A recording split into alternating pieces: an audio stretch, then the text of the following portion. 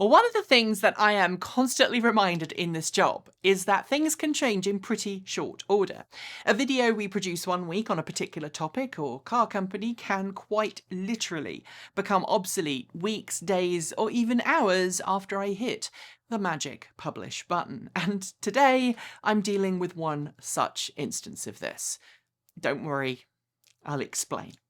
Last month, we published a video on this channel in which I discussed why electric vans have taken off in Europe, but not really in North America. And in that video, I quoted Mercedes-Benz stating that it wouldn't be selling its e-Sprinter electric van in North America because, quote, the components for the electric drive system do not meet Daimler's internal standards for crash tests that go beyond legal requirements. That original statement, made to automotive news less than a month ago, has essentially just been rendered obsolete by the news that Mercedes-Benz and its parent company Daimler has announced the next generation Mercedes-Benz e-Sprinter platform, a platform that will, you've guessed it, be coming to North America. So today I'm going to go over what we know about this new next generation vehicle, what we can expect it to be used for, and most importantly, why I think this electric vehicle could earn Mercedes-Benz a whole lot more money in North America than its electric passenger cars. First, though, I need to acknowledge something. That the majority of videos you're going to see today are of the current European spec Mercedes-Benz e-Sprinter.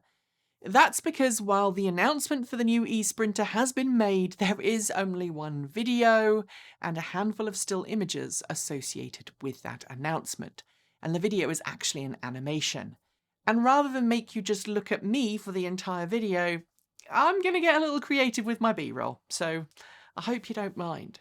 Anyway, to the e-Sprinter, and what we currently know about it. Not a lot. Like the previous, or should that be current version of the e-Sprinter, the next generation e-Sprinter will look pretty similar to its internal combustion engined counterpart from a distance.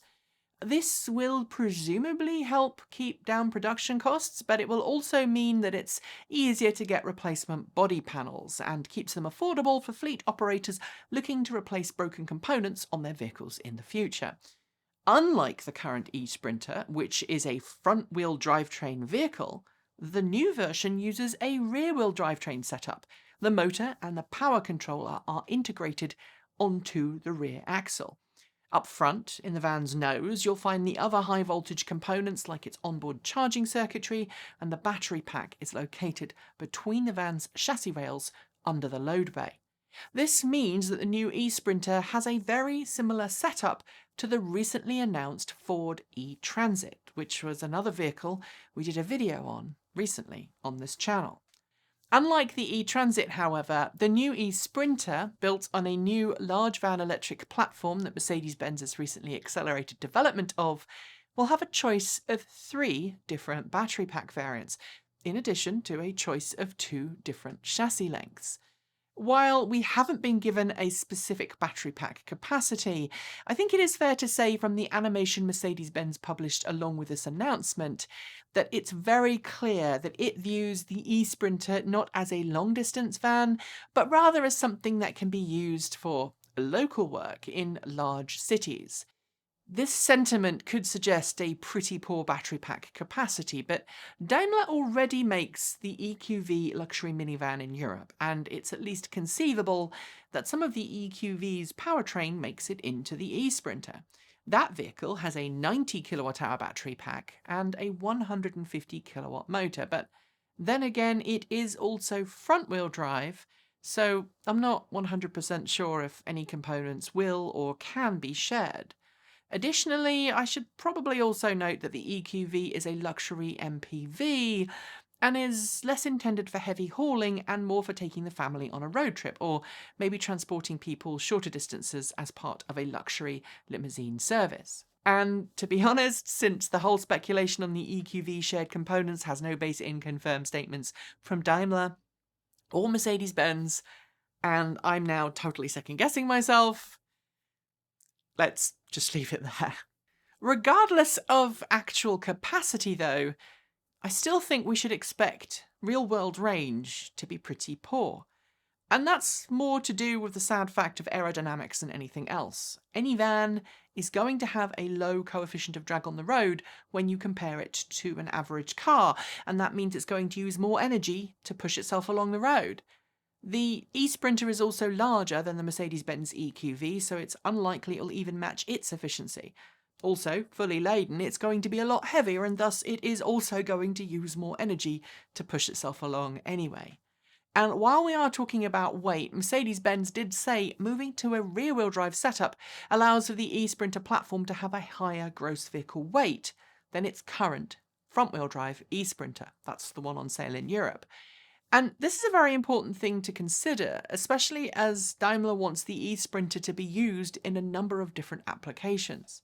Alongside the standard box fan and passenger-carrying variants, Mercedes-Benz will offer carbon chassis options with both closed and open cab designs to allow all kinds of other coach-built bodies to be fitted to the e-Sprinter.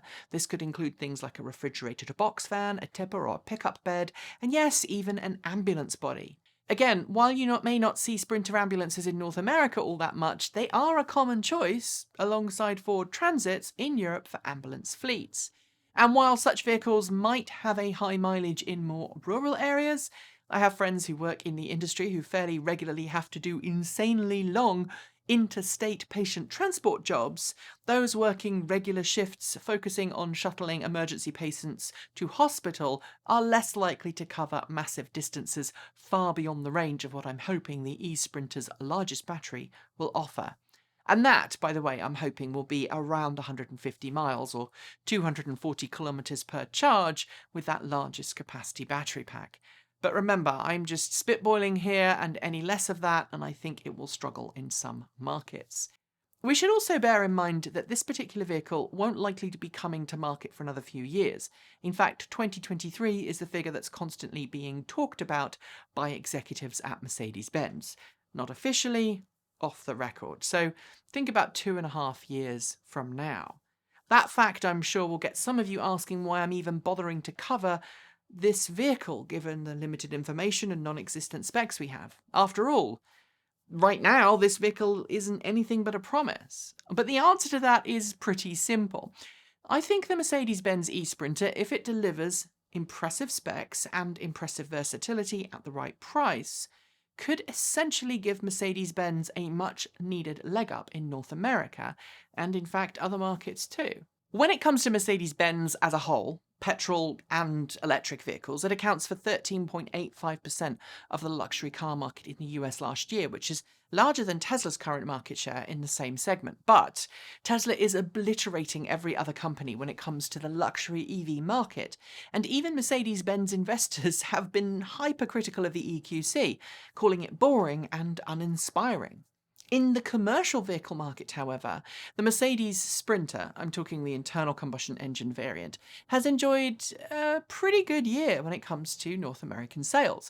Granted, it's nowhere near the sales figures for the Ford Transit, but by committing to electrification, Mercedes-Benz could gain itself some market share if it can get to market shortly after Ford, but before any of its rivals, namely Fiat Chrysler or GM. And remember, Nissan has decided to drop completely out of the commercial vehicle market in the US.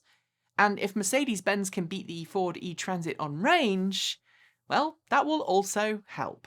That's it. Thanks for joining me, and I'll see you next time.